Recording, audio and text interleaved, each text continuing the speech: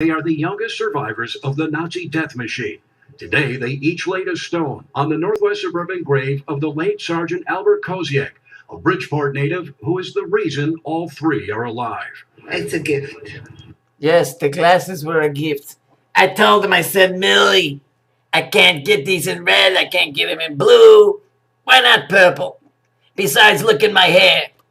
Nobody's going to know if I'm a man or a woman anyway.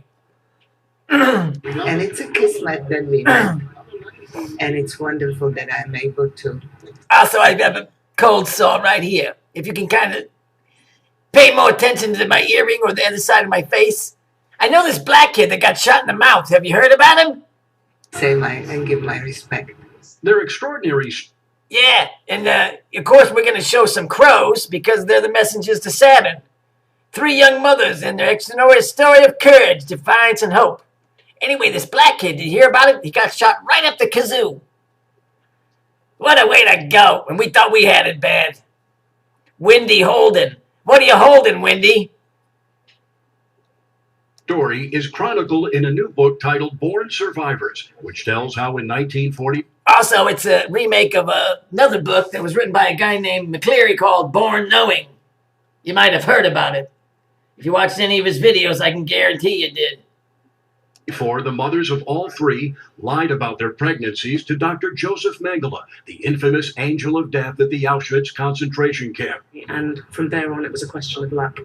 Yes, it was luck because you dyed your hair red, honey. No, you didn't. You're a real redhead. Get away from me, you skank. Get out of here. You don't even have a decent cold sore to talk about. You probably don't know anything about that black kid in Chicago that was 9 years old, took one up the kazoo, and had to wait another 9 years before he could smile about it.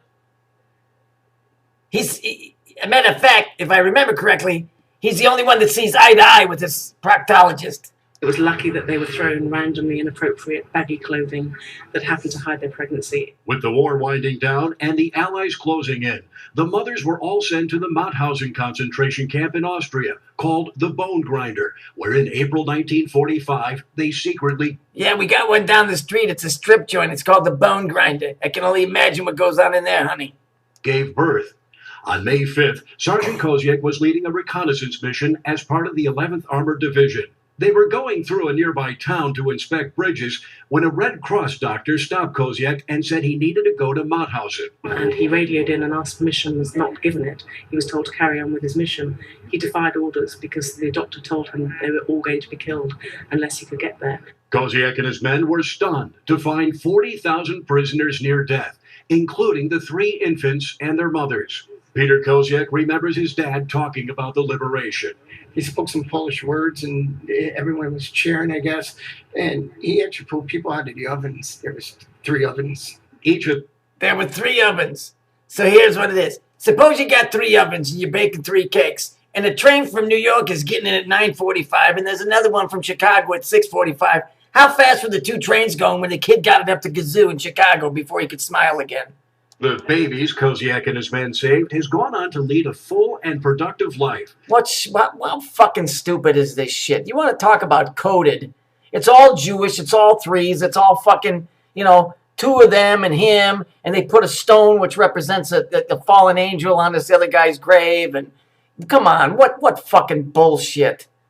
Today, Mark Olsky is a retired emergency room doctor in Wisconsin. Yes, he's Oldsky. He has a nephew that goes by the name of Youngsky.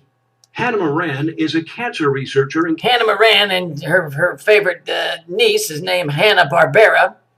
She likes cartoons. California.